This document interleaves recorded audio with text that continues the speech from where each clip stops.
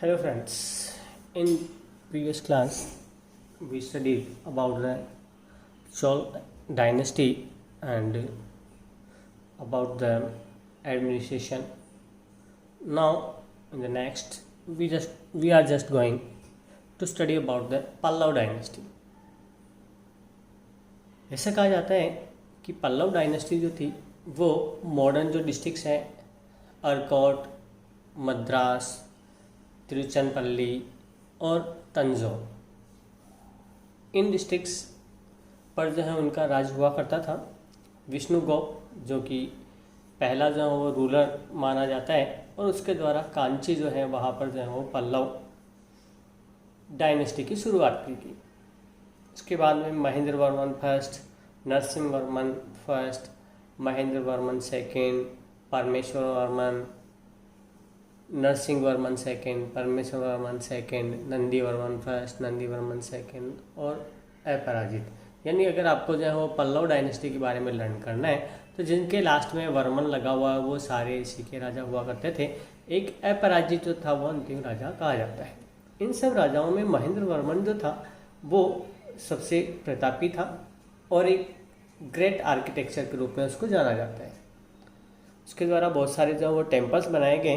उसके अंदर इसके अलावा महेंद्र ताल जो है, जो तालाब जिसको अपन बोलते हैं, वो जो है इसके द्वारा बनाया गया।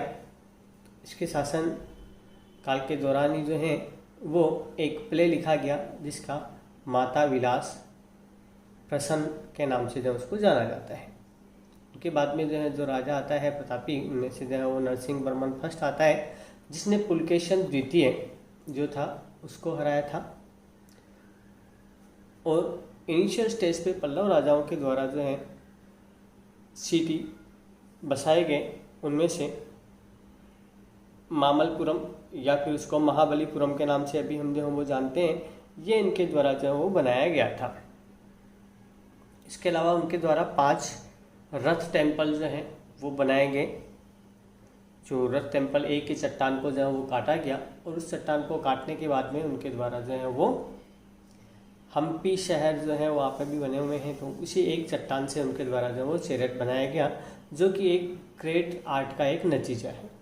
इनके द्वारा शिव और विष्णु जो होते हैं उनकी जो है वो पूजा की जाती थी।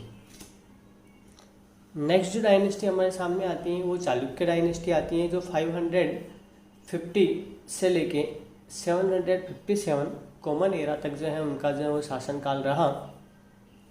लेकिन इस शासनकाल के बीच में नियर अबाउट 13 ईयर्स जो था वो इंटरप्शन रहा। उस दौरान इनका राज्य जो था वो हट गया था और दूसरों जो थे उनके द्वारा जो वो शासन किया गया। ये जो पीरियड है वो 642 से लेके 655 जो कॉमन एरा था इसके बीच का, यानी 13 ईयर का जो है ये टाइम पीरियड था। इसमें जो है इनका शासन इंटरप्ट हुआ। पुलकेशन सेकंड जो था वो इनमें से मोस्ट फेमस जो वो रूलर हुआ करता था और उसने अपना जो वो एम्पायर नर्मदा से लेके कावेरी तक, यानी नॉर्थ में जो है नर्मदा नदी जो है वहाँ से लेके साउथ में कावेरी नदी के बीच का जो सारा पार्ट था उस पर इसका जो है वो शासन हुआ करता था। लेकिन जो नरसिंह वर्मन जो था वो जो है पल्लव जो राजा था उससे जो वो हार गया और इस वजह से बीच का जो शासन जो था वो इनके द्वारा हट गया।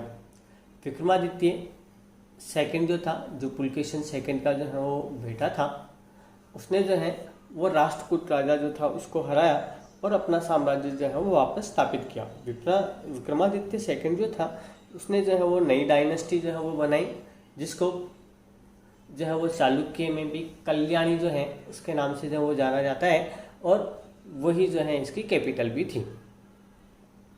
राजा जो था उसने इनका जो अंतिम राजा बीच में जो राजा हुआ करता था सत्यश्रेय, उसको जो वो हराया और चालुक्य डायनेस्टी को जो वो क्रश कर दिया। बहुत ज़्यादा जो उसने क्रश करने के बाद में उसको जो नुकसान पहुंचाया। लेकिन सोमेश्वर जब राजा बना, जो कि चालुक्य डायनेस्टी का हुआ करता था, उसने जो है वो बदला लिया और उसने जो है वो वापस अपना जो है वो साम्राज्य स्थापित किया। विक्रमादित्य 6 जो था जो कांची का हुआ करता था, उसके शासनकाल के दौरान वो उसकी कैपिटल हुआ करती थी। और उस दौरान उसके शासनकाल में जो है वो एक महान कवि हुआ करता था, जिसको कुछ बुक में आपको जो है वो विल्हन के नाम से मिलेगा और कहीं पे बिल्हन लिखा हुआ मिल सकता है आपको। उनके द्वारा एक जो है पुस्तक लिखी गई जो विक्रमांक देवचरितन के नाम से जो वो जानी जाती है, जो विक्रमादित्य जो था 6th, उसके ऊपर जो वो लिखी गई है। जितने भी चालुक्य डायनेस्टी के राजा हुआ करते थे उनके द्वारा हिंदू धर्म को जो है वो फॉलो किया जाता था, लेकिन उन्होंने बुद्ध और जैन धर्म को जो है वो प्रमोट किया।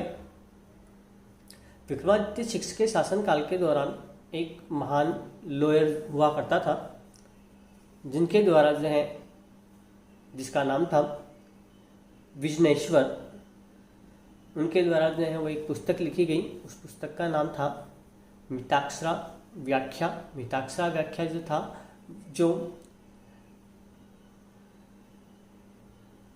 यज्ञवल्क्य जो स्मृति है, यज्ञवल्क्य, उसके अंदर जो है वो अपना महत्वपूर्ण जो है वो स्थान रखती है।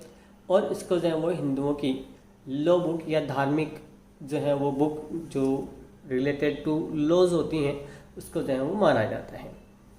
नेक्स्ट और अगला जो हम पढ़ेंगे वो इसके अलावा जो दूसरे एक्सटर्नल जो पावर्स हुआ करती थी उनके बारे में हमारे द्वारा जो है वो अध्ययन किया जाएगा।